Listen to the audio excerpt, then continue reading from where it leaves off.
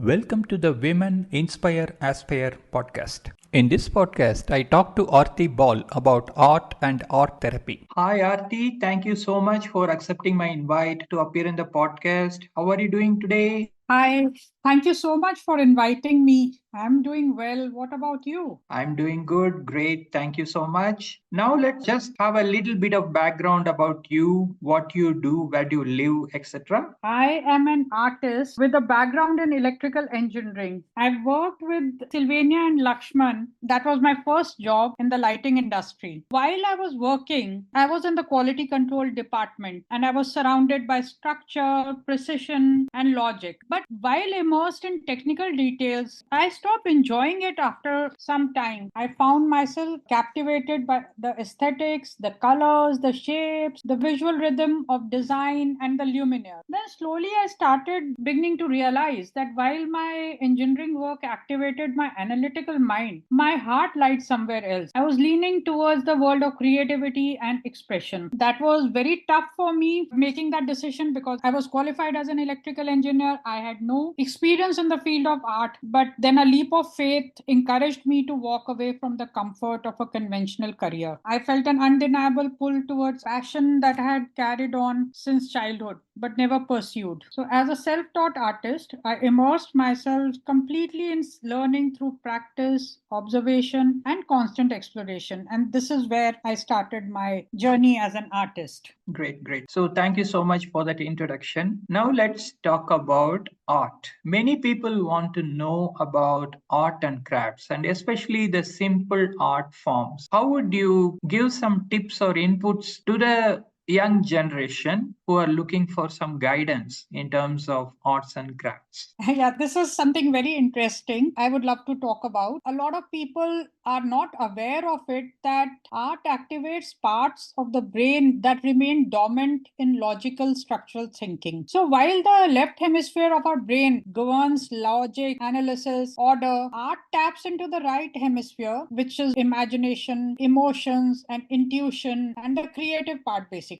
In this creative space, you begin to process what you've been through, regulate your emotions, experience a sense of calm and control. As a result, what happens is the integrated brain helps improve decision making, better control of body and emotion, fuller self understanding, then even the confidence. Recently, I have noticed a lot of corporates have started having these art workshops because they have also realized that this is so important for the overall growth of the employees. I use art based therapy in all my work. So, art therapy is a form of expressive therapy that uses the creative processes like painting, drawing, sculpting, collage making, and the process automatically helps individuals explore emotions, reduces anxiety, improves emotional well being. And some people who are not able to express themselves through words, they are able to express their thoughts and feelings through art.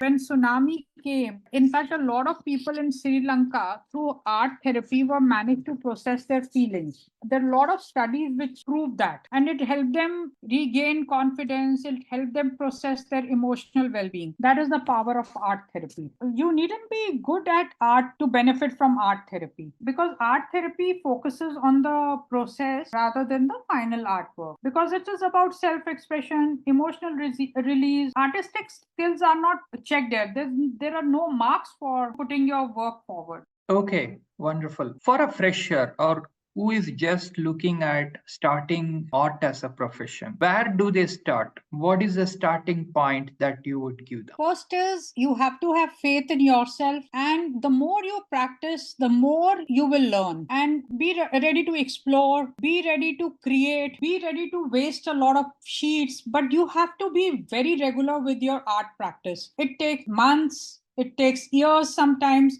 and still you do not know where you are. Keep working on it, and you will discover your art. Okay, that's pretty much true with anything in life, I guess. There are a lot of media that we use in art: acrylics, oils, collage, mosaics, mixed media. As you practice, you learn to integrate them also. Okay, great, wonderful. Now let us talk about your career in art. You have been part of many organizations, have led many art related stuff. So tell us a bit about your art journey.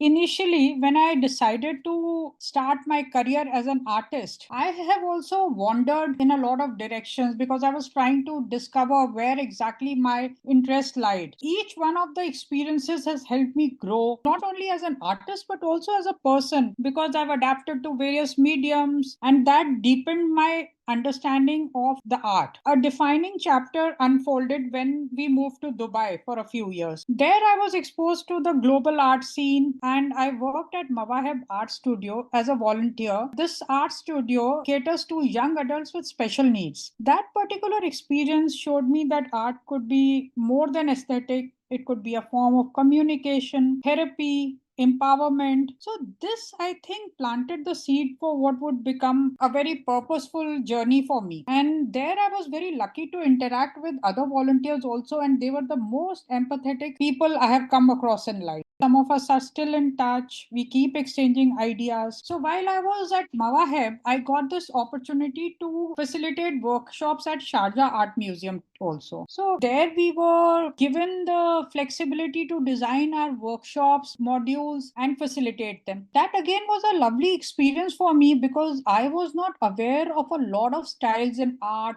and even therapeutic art. Then over a period of time, I managed to do a very good job and I kept getting opportunities to conduct workshops. So after living in Dubai for a few years, we moved to Mumbai where I became part of Art Culture Festival. So Art Culture Festival is an online platform, it's a digital platform where we all feel that art, culture, lifestyle, and travel are interconnected and through which we experience insightful perspectives and stories. We have a team of passionate writers, photographers, and explorers. So I was with them for a few years. Then at the same time, I got this opportunity to work with young adults at Ahura Center.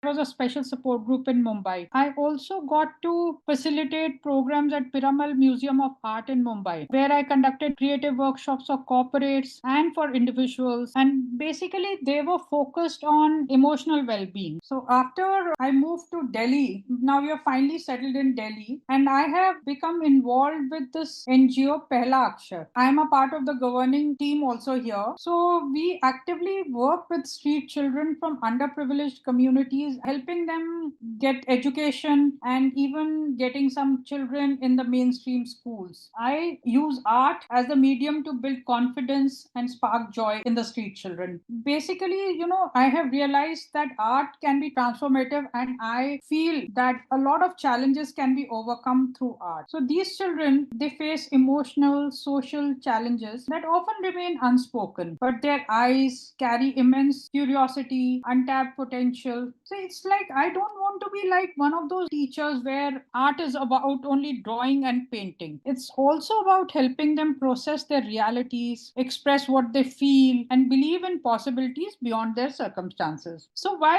I was helping them, we started 2 years back working with these street children. In the journey, I realized that I have to make this process more meaningful for them as well as for me. So I pursued art therapy, which helped me grow better and understand how art can aid emotional healing and personal growth. Most of the children, they come from environments filled with instability, trauma. Also, the biggest instability in their life is that some of them live in huts. The government just comes one fine day and demolishes their homes, which it has taken them months to settle down in. Art gives them a voice, a language, learning to draw, paint, create from the heart. And in doing so, I can see a lot of change in them. And they're able to process their emotions, what they've been through, regulate them, experience a sense of calm and control. I have started a new method for them. Recently, I have added guided meditation to my art sessions. The results have been profound. It's amazing. So I begin each session with a few minutes of deep breathing, visualization, and grounding exercises. So it creates a moment of stillness in their otherwise chaotic lives, and they feel very safe and present when I'm talking to them. So I first of all take them through a guided journey of either through a jungle or through a market or through a road or through a park. They also get very interested in the whole process. It helps them tune into their inner world before they express it visually. I encourage them to close their eyes, imagine colors. Some visualize places other than that where they want to be, or symbols that represent how they feel, even the colors. With around 10 minutes of this guided meditation, I bring them back to awareness and encourage them to create their art. This is working so beautifully, and I can see so much change in each one of them. So here, if you see, they are making decision making, they are making their own art. They take the decision. I do not do anything on the board, I only guide them. They feel very confident. So this combination of art and guided meditation has become a very powerful tool for me, because it is helping them relax, concentrate, and express from a deeper place. So it's not about a perfect technique or finished products, but about presence, healing, authentic expression. I really encourage that. So I have seen the shy children open up, then the restless children concentrating, and many of them look forward to my sessions. In fact, sometimes I get phone calls nowadays if I don't go for a longer duration. Ma'am, when are we having our next art session? And interestingly, what I did with them 2 years back, some of the students who are continuing, I have noticed them use that art practice in the work that we are doing now. Thank you so much for sharing those details and giving a great summary of your work. I wish you all the best for work in the area.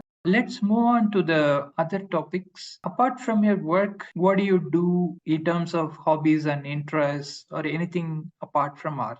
I like to read. The recent book which I read was The Heart Lamp. I'm part of a book club, so we do a monthly book read. And that's again a very beautiful experience, because I feel every experience helps me evolve. I like to travel wherever I go. I like to sketch, sit down and sketch and enjoy the present moment. I like to carry back memories with my sketches, my photographs. I like to read even about the art practices, the therapeutic art. Okay, thank you so much. Let us talk about some of the societal issues that you care about and what are you doing about them. For me, education is a very big area which we need to tap. And I feel that as I am interacting with children, I've realized education is so important, but then they do not have any resources to, parents don't have any resources, first of all. When working with the street children, we realized that, first of all, a lot of them, their paperwork was not complete. Some had crossed the age to enter into the mainstream schools. So our Pehla Akshar is helping them get their paperwork in order. Then the deserving students, we are getting them admission into the mainstream school, and we have schools operating in the park. We started our journey from a park. It's amazing how parents also who were not interested in education are coming forward, and they want their children to be enrolled in our school. And we divide them into various groups so that each one of them is able to get attention. For parents who are not moving from there, see, even the construction worker children, they have got the right to get education. So this is what we are trying to facilitate for them. And we even help children with their tuition. There are some children who come to us who go to mainstream schools, and they come to us for further guidance to help them complete their holidays homework. So we try and help them with everything. Recently, we got helped some children get admission into very good schools. We also follow up with the children and their parents, how they are doing. Thank you so much. We are coming towards the end of the podcast. Do you have any questions for me? Thank you so much. I have been watching a lot of your podcasts and they are very encouraging. I'm enjoying listening to them. Thank you so much. I wish you all the best in your life and whatever you aspire to do. Thank you once again for appearing in the podcast. Please take care. Bye for now. Thank you so much. Thank you. It was a pleasure. Bye for now. Bye. That was a great podcast with Aarti Bahl. Please subscribe to this channel and follow it for more awesome podcasts. Opinions expressed by the guests in this podcast are their own. The host or the sponsors of the podcast do not condone the opinions expressed by the guests or the actions arising out of those opinions. Any decisions or actions that the listeners might take as a result of listening to this podcast must be based on their own judgment and will be at their own risk. The podcast host or their sponsors will not be held responsible for the consequences of any actions and or decisions taken as a result of any content in this podcast.